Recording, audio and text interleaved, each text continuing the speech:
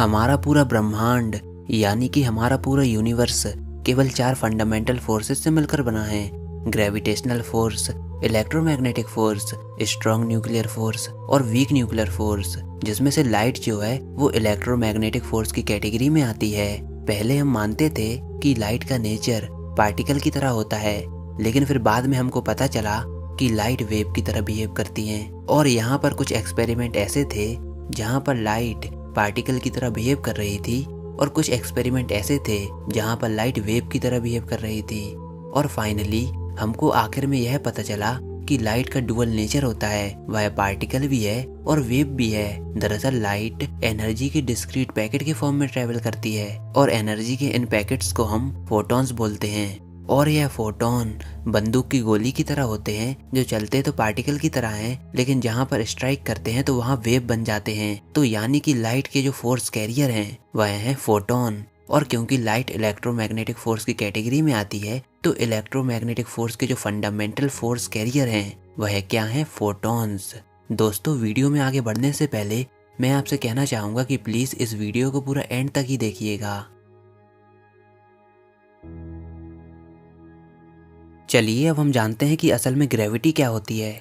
तो हालांकि न्यूटन ने हमको ग्रेविटेशनल फोर्स के बारे में काफ़ी पहले ही बता दिया था, लेकिन न्यूटन को यह आइडिया नहीं था कि प्रॉपर्ली ग्रेविटेशनल फोर्स वर्क कैसे करता है। लेकिन आइंस्टीन ने अपनी थ्योरी ऑफ रिलेटिविटी में ग्रेविटी को स्पेस टाइम में डिस्टॉर्शन के फॉर्म में बताया। दरअसल उनका यह कहना था कि एक्चुअली स्पेस एक चादर के समान है, एक फैब्रिक के समान है, और इस स्पेस टाइम के फैब्रिक में जितना ज्यादा मास वाला ऑब्जेक्ट रखा जाएगा, स्पेस टाइम का फैब्रिक उतना ज्यादा ही कर्वेचर बनाएगा और उतनी ज्यादा ही ग्रेविटी होगी। और देखा जाए तो उनका यह ग्रेविटी को एक्सप्लेन करने का इमेजिनेशन बिल्कुल सही है, क्योंकि समय समय पर आइंस्टीन के द्वारा किए गए प्रेडिक्शन के एक्सपेरिमेंटल वेरिफिकेशन हमको मिलते रहे हैं। पर हम लोगों को दिक्कत तब आई जब क्वांटम फिजिक्स का कंफ्यूजिंग वर्ल्ड सामने आया, जिसमें हमको काफी छोटे पार्टिकल के एग्जिस्टेंस का पता चल गया। और फिर बाद में यही क्वांटम फिजिक्स यूनिवर्स की मोस्ट पावरफुल और बिगेस्ट स्टडी में से एक स्टडी बन गई।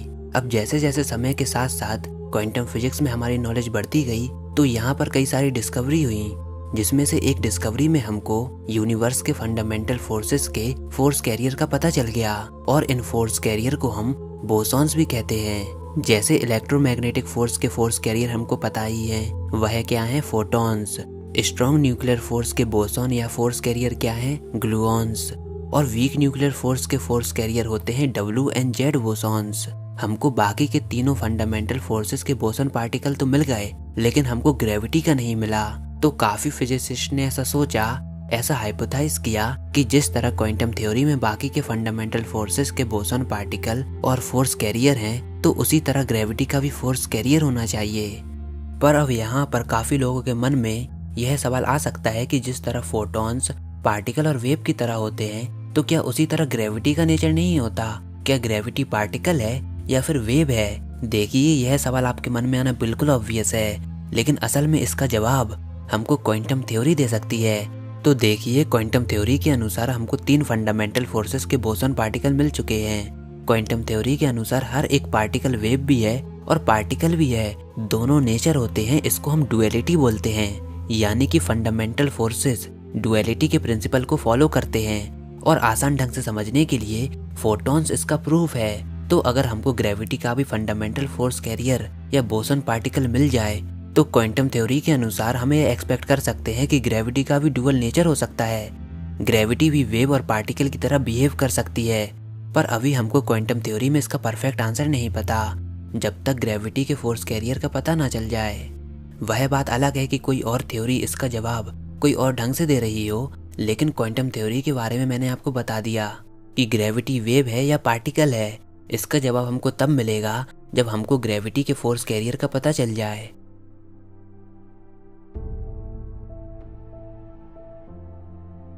अब ग्रेविटी के फोर्स कैरियर को पता करने के लिए साइंटिस्ट ने एक हाइपोथेटिकल पार्टिकल को अज्यूम किया है, जिसका नाम है ग्रेविटॉन।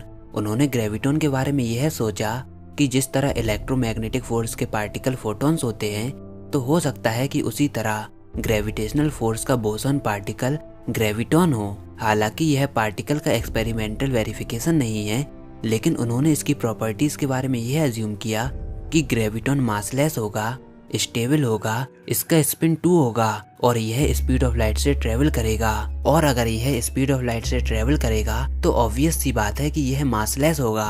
हालांकि यह हाइपोथेटिकल है क्योंकि अभी इसको डिटेक्ट करना हमारे लिए इम्पॉसिबल है, क्योंकि भले ही बड़े स्केल पर ग्रेविटी स्ट्रॉन्ग फोर्स हो, लेकिन स्मॉल स्केल पर ग्रेविटी का असर बिल्कुल ना के बराबर होता है। एक स्टडी तो यह भी कहती है कि अगर हमको एक सिंगल ग्रेविटॉन को डिटेक्ट करना हो तो अगर हम ग्रेविटॉन को एक प्लेनेट के साइज जितना माने तो इसको डिटेक्ट करने के लिए हमको यूनिवर्स के साइज के बराबर इतने बड़े डिटेक्टर की जरूरत होगी, जो कि बिल्कुल इम्पॉसिबल है। और सोचिए फिर हमारे लिए ग्रेविटी को क्वांटम स्केल पर डिटेक्ट करना क्या अभी के लिए पॉसिबल है? बिल्कुल नहीं। पर अब दूसरा रीजन है कि हम किसी भी चीज को डिटेक्ट कैसे करते हैं। हम जितनी भी एक्सपेरिमेंट करते हैं वह किस प्रिंसिपल पर वर्क करते हैं, हम चीजों को कैसे डिटेक्ट करते हैं। तो इसका जवाब है कि हमारे जो एक्सपेरिमेंटल मॉडल हैं वह वर्क करते हैं दो चीजों के इंटरेक्शन पर, कि दो चीजें एक दूसरे के संग कैसे इंटरेक्ट कर रही हैं और फिर हम उसको डिटेक्ट कर लेते हैं। पर ग्रेविटी के संग दिक्कत यह है कि क्वांटम लेवल पर इसका इफेक्ट ना के बराबर होता है, यानी कि यह किसी के संग इंटरेक्ट नहीं करती। और जब यह किसी के संग इंटरेक्ट नहीं करती तो फिर हम उसको कैसे डिटेक्ट करेंगे। हालांकि वो बात अलग है कि अगर हम अपने डिटेक्शन मेथड को चेंज कर लें, चीज़ों के इंटरेक्शन की बजाय अगर हम कोई दूसरा डिटेक्शन मॉडल बना लें, तो यहाँ पर चांसेस हैं कि हमको क्वांटम लेवल पर ग्रेविटी मिल जाए। बट अब यहाँ पर बिल्कुल अलग थ्योरी, कालुजा-क्लेन थ्योरी, जो कि हमको ग्रेविटी के बारे में यह बता रही है कि हो सकता है कि हमारी डायमेंशन में, हमारे आयाम में हमको ग्रेविटी एटॉमिक स्केल पर काफ़ी वीक लग रही हो। लेकिन अगर क्लेन थ्योरी से देखें तो ऐसा हाइपोथेसाइज किया जा सकता है कि ग्रेविटी के पास ऐसी एबिलिटी हो कि वह हमारी 3 डायमेंशन के अलावा बाकी की डायमेंशन में एक संग जा पाए। हालांकि इस थ्योरी के मैथमेटिकल प्रूफ ना होने की वजह से इसको इग्नोर किया गया और फिर बाद में एक नई थ्योरी आई जो कि बिल्कुल कमाल की है, स्ट्रिंग थ्योरी। अभी तक की क्वांटम ग्रेविटी, क्वांटम लेवल पर ग्रेविटी कैसे वर्क करती है, इसको समझाने वाली सबसे बेस्ट थ्योरी। और हमारा ऐसा मानना है कि यह स्ट्रिंग थ्योरी फ्यूचर में क्वांटम थ्योरी और जनरल रिलेटिविटी को आपस में कंबाइन करेगी, जो कि अभी हमारे लिए काफ़ी बड़ी प्रॉब्लम है, क्योंकि क्वांटम थ्योरी छोटे लेवल पर हमको पार्टिकल के बिहेवियर के बारे में समझाती है, वहीं दूसरी ओर जनरल रिलेटिविटी हमको बड़े स्केल पर चीज़ों के बिहेवियर के बारे में समझाती है, जैसे कि स्टार्स, प्लैनेट, इन सब के बारे में। पर अभी क्या हो अगर हम क्वांटम थ्योरी के रूल रिलेटिविटी पर लगाएं, तो क्वांटम थ्योरी के अनुसार एक पार्टिकल एक समय में कई जगह मौजूद हो सकता है। तो यही रूल अगर हम रिलेटिविटी में लगाएं तो क्या होगा? अगर हमारा सूर्य एक समय में 2 जगह मौजूद हो तो इस कंडीशन में चारों तरफ तबाही होगी, हमको डिजास्टर देखने को मिलेंगे। यानी कि क्वांटम थ्योरी के रूल हम रिलेटिविटी पर नहीं लगा सकते और रिलेटिविटी के रूल हम क्वांटम थ्योरी पर नहीं लगा सकते। पर हो सकता है कि फ्यूचर में स्ट्रिंग थ्योरी इन दोनों को कंबाइन कर दे। वैसे फिलहाल यह बिल्कुल अलग टॉपिक है जिसकी बात हम किसी और वीडियो में करेंगे।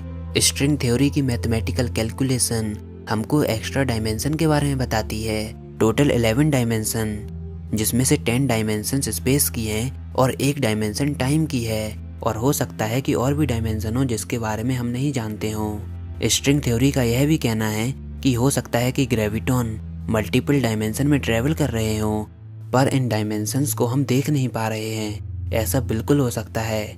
हालांकि यह सब थ्योरी और प्रेडिक्शन है, पर हो सकता है कि इनका प्रूफ भी हमको मिल जाए। और अगर फ्यूचर में हमको ग्रेविटॉन मिल गया तो यह बिल्कुल कमाल की बात होगी। फिर चारों फंडामेंटल फोर्सेस के बोसन पार्टिकल के बारे में हमारी जानकारी होगी और फिर हम थ्योरी ऑफ एवरीथिंग को भी बना सकते हैं, यानी कि एक ऐसी थ्योरी जो कि क्वांटम लेवल से लेके यूनिवर्स के लेवल तक चीज़ों को एक्सप्लेन कर पाए। फिर हमको चीज़ों को अलग अलग पढ़ने की ज़रूरत नहीं होगी, जैसे कि classical physics, relativity, quantum theory. केवल एक ही थ्योरी होगी, थ्योरी ऑफ एवरीथिंग।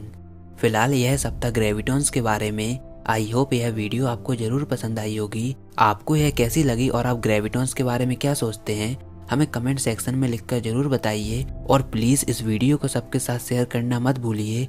जितना हो सके इसको शेयर कीजिए और इस वीडियो को लाइक कीजिए। और अगर आपको हमारी यह वीडियो पसंद आई है